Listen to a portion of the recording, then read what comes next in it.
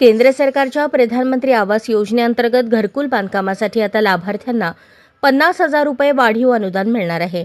पूर्वीच्या 1,20,000 रुपयांच्या अनुदानात 50,000 रुपयांची वाढ करण्याचा निर्णय ग्रामविकास विभागाने घेतला आहे. त्यातील 15,000 रुपये घरावर सौर ऊर्जा यंत्रणा उभारण्यासाठी असणार आहेत.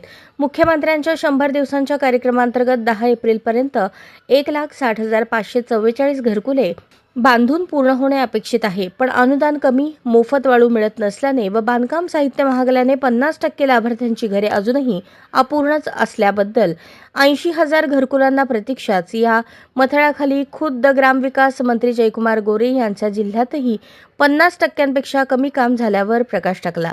दरम्यान जिल्हा दरसूचीनुसार 269 चौरस फूट घरकुल बांधकामासाठी 2.25 लाख रुपयांचा खर्च होतो. तरी पण सध्या घरकुल बांधणीसाठी 1,20,000 रुपयांपर्यंतच अनुदान मिळत असल्याकडे सरकारचे लक्ष वेधले होते. त्यावर शुक्रवारी ग्रामविकास विभागाने वाढीव अनुदानाचा शासन निर्णय काढला. राज्य पुरस्कृत ग्रामीण घरकुल योजनेतील लाभार्थ्यांनाही वाढीव अनुदान मिळणार आहे. केंद्र सरकारच्या अनुदानाशिवाय ही राज्य हिश्श्यातील वाढीव रक्कम असणार आहे. या निर्णयामुळे अपुऱ्या अनुदानामुळे थांबलेली घरकुले पूर्ण होतील अशी आशा आहे.